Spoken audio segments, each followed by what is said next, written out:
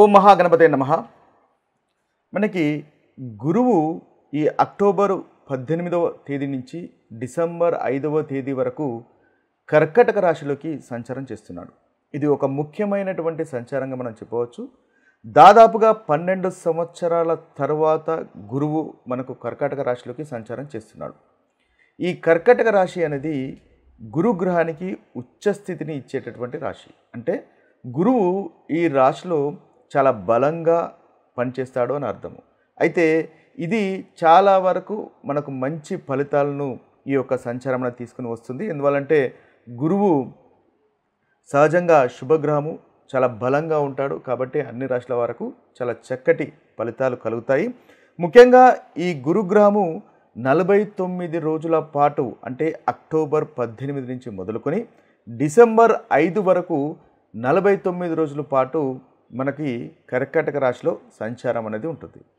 అయితే ఈ దాదాపుగా చూసుకున్నట్టయితే మనకి కర్కాటక రాశి బచక్రంలో 4వ స్థానం, అంటే 4వ రాశి, 4వ ఇల్లు అని అంటాము. కాబట్టి ముఖ్యంగా గృహానికి సంబంధించినటువంటి విషయాల్లో కానీ, తల్లి గారి గురించి సంబంధించినటువంటి విషయాల్లో కానీ, ఆస్తులకు సంబంధించినటువంటి విషయాల్లో కానీ, ప్రాపర్టీస్కి సంబంధించినటువంటి విషయాల్లో, అదేవిధంగా వంశపారంపర్యంగా పూర్వీకుల నుంచి వస్తున్నటువంటి ఆస్తుల విషయాల్లో కాస్త శుభప్రదంగా మనకు ఉండేటటువంటి అవకాశం ఉంటుంది.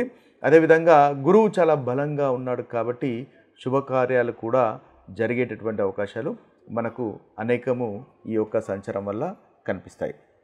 అయితే ఈ యొక్క సంచారము ప్రతి రాశి వారికి, ఏ రాశుల వారికి ఎలాంటి ఫలితాలు కలుగజేస్తుందో చూద్దాము. మేషరాశి వారికి గురుగ్రహం సంచారం వల్ల ముఖ్యంగా వీరికి చతుర్థ స్థానంలో గురువు యొక్క సంచారం అనేది ఉంటుంది. అంటే చతుర్థ స్థానము మనకు తల్లిగారికి, అదేవిధంగా ఆస్తులకు, ప్రాపర్టీస్కి సంబంధించినటువంటి స్థానంగా మనం చెప్తాము. అయితే ఈ విషయాల్లో తప్పకుండా వీరికి మార్పులు అనేది జరుగుతాయి. ముఖ్యంగా గృహ సౌఖ్యం అనేది పెరుగుతుంది. అంటే ఇంట్లో సంతోషంగా ఉండడము, శుభకార్యాలు చేయడము లాంటి ఉత్తమమైనటువంటి ఫలితాలు కలుగుతాయి.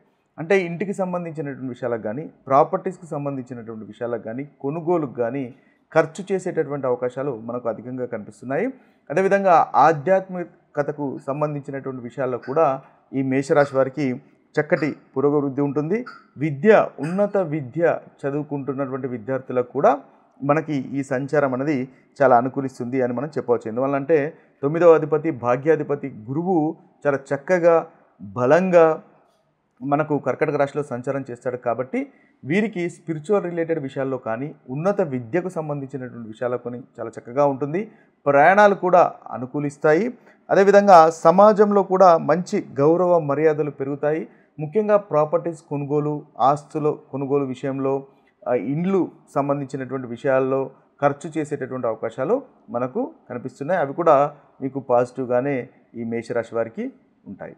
ముఖ్యంగా ఈ గురుగ్రహము యొక్క సంచారం వల్ల మనము పరిహారాలు కనుక చూసుకున్నట్టయితే, ముఖ్యంగా గురుగ్రహము పసుపు రంగుకు మనకు ప్రాధాన్యత వహిస్తాడు. కాబట్టి పసుపు రంగు పుష్పాలు దానం చేయడం వల్ల ఈ గురుగ్రహం వల్ల కలుగుతున్నటువంటి ప్రతికూలమైనటువంటి ఫలితాలు మనం తొలగించుకోవచ్చు.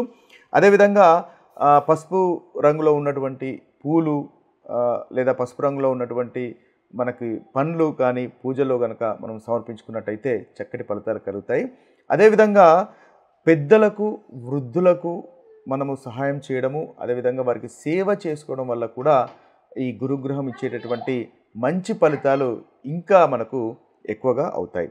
అంతేకాకుండా గురువు 9వ అధిపతి, అంటే మనకు బచక్రంలో 9వ స్థానానికి సంబంధించినటువంటి అధిపతి, మనకి ఆధ్యాత్మికతకు సంబంధించినటువంటి అధిపతి. కాబట్టి ఆధ్యాత్మిక పఠనము, మంత్రోచ్చారణలు చేయడం వల్ల కూడా ఈ గ్రహం వల్ల మనకు అధికంగా లాభాలు కలిగే అవకాశాలు మనకి ఉంటాయి. ఇక మనము రాశి ప్రకారంగా కనుక చూసుకున్నట్టయితే మేషరాశి వారు ముఖ్యంగా మీరు పసుపు రంగు పుష్పాలను గృహంలో మీ యొక్క పూజ గదిలో కనుక ఎక్కువగా మీరు ఉపయోగించినట్టయితే చక్కటి ఫలితాలు మీకు మేషరాశి వారికి కలుగుతాయి. ముఖ్యంగా ఓం బృహస్పతే నమః అనేటటువంటి మంత్రాన్ని 108 సార్లు పఠించినట్టయితే ఈ రాశి వారికి ఇంకా అధికమైనటువంటి శుభ ఫలితాలు కలుగుతాయి. ఇక వృషభ రాశి వారికి కనుక చూసినట్టయితే ఈ వృషభ రాశి వారికి ముఖ్యంగా 3వ స్థానంలో మనకి గురువు సంచారం అనేది జరుగుతుంది. కాబట్టి విద్యార్థులకు సంబంధించినటువంటి పుస్తకాలు కానీ ఏదైనా దానం చేయడం వల్ల చక్కటి ఫలితాలు వీళ్ళు కలుగుతాయి.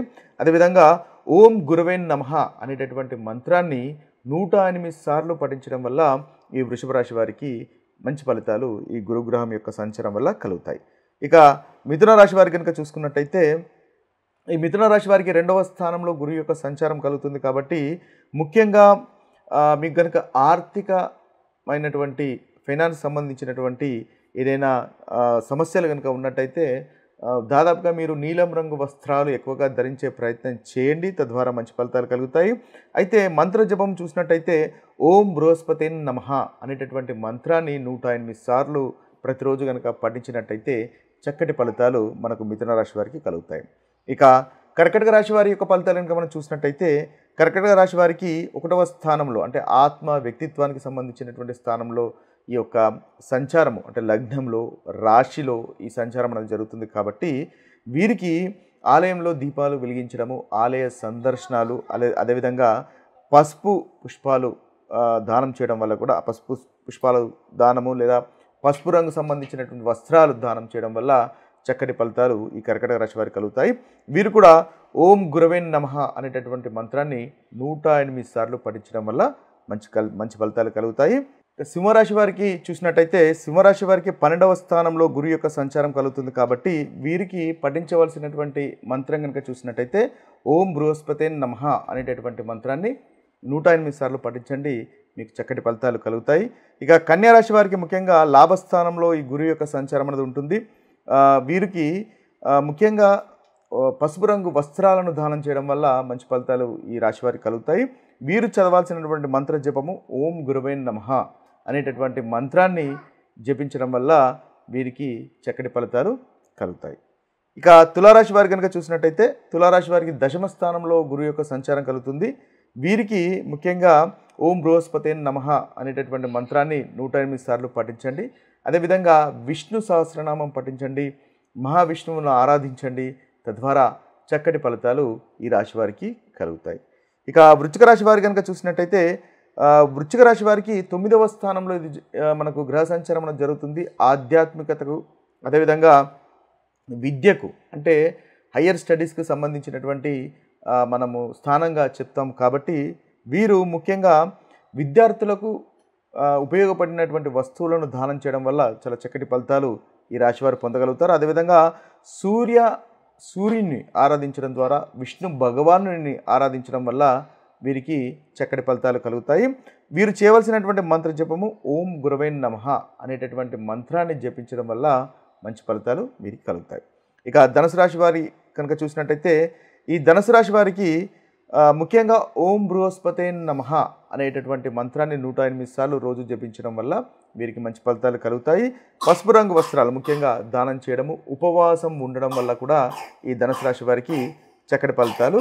ఇక మకర రాశి వారి యొక్క ఫలితాలు కనుక మనం చూసినట్టయితే మకర రాశి వారికి ముఖ్యంగా 7వ స్థానంలో ఈ యొక్క సంచారం అనేది జరుగుతుంది కాబట్టి ఓం గురవే నమః అనేటటువంటి మంత్రాన్ని మీరు పఠించండి, చక్కటి ఫలితాలు మీకు కలుగుతాయి. ఇది ఒక పరిహారంగా మనకు ఉపయోగపడుతుంది.